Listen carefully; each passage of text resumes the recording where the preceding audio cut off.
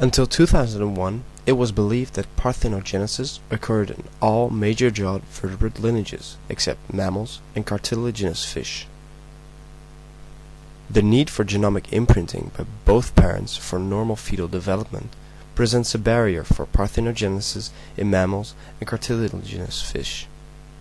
However, an interesting case involving cartilaginous fish appeared in 2001. Virgin birth in a hammerhead shark. The birth of a female hammerhead shark pup in an aquarium populated by only 3 female hammerhead sharks raised some eyebrows. The 3 candidate mothers were captured at an age of 0 to 1 years old, which is at least 2 years away from the age of sexual maturity. So how could a pup be born without male presence? Could this birth be a case of immaculate conception? Sperm storage by one of the females seems out of the question. For one, at the time of capture they were not sexually active. And 2, sperm may only be stored for about 5 months in the wild, so sperm storage of over 2 years seems improbable. Also, none of the sharks showed any male reproductive organs. There was no proverbial male wolf among female sheep. So, is this a case of genuine virgin birth? Investigation into the genomes of the 3 female sharks showed that one of the females had indeed asexually produced offspring. Focusing on 4 polymorphic loci yield the following results.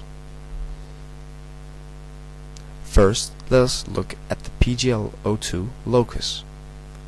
The pup is homozygous for this locus.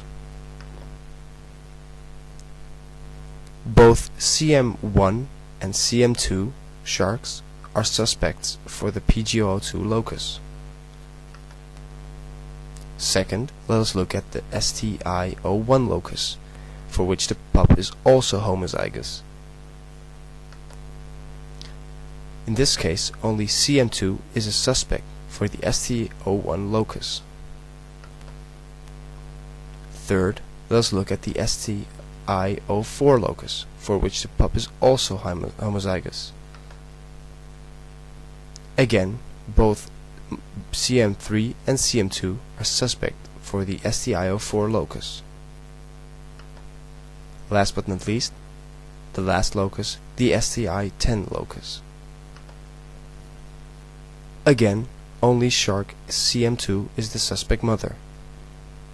CM2 is most likely to be the mother of the pup, based on these observations. Based on this assumption, no additional paternal polymorphisms next to CM2's maternal polymorphisms were observed in the pup. Also, the female pup contained 2 fully identical X chromosomes, which means this is a case of automictic parthenogenesis. Conclusion: CM2 is the pup's mother. This conclusion raises some questions, however.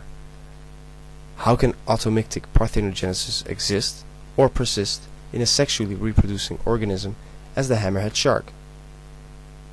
How is the importance of genomic imprinting by both parents overcome? What drives this parthenogenesis in hammerhead sharks? Is it a remnant of an ancient reproductive mechanism, or is it the presence of a selfish genetic element? If it is indeed a selfish genetic element, is it universally present in hammerhead sharks, or is it only present in a subpopulation of hammerhead sharks? And why? Parthenogenesis in mammals is deemed impossible because of the requirement of parental genomic imprinting.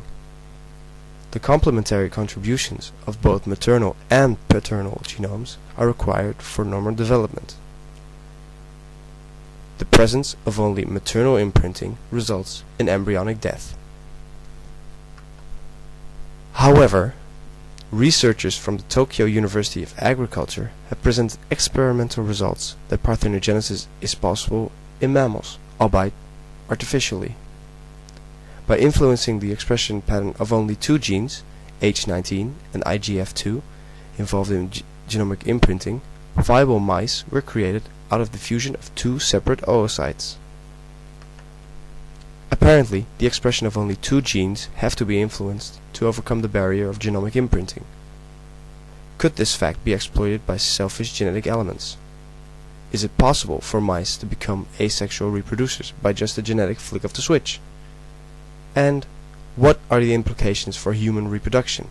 Could this revelation be used in artificial asexual reproduction for humans?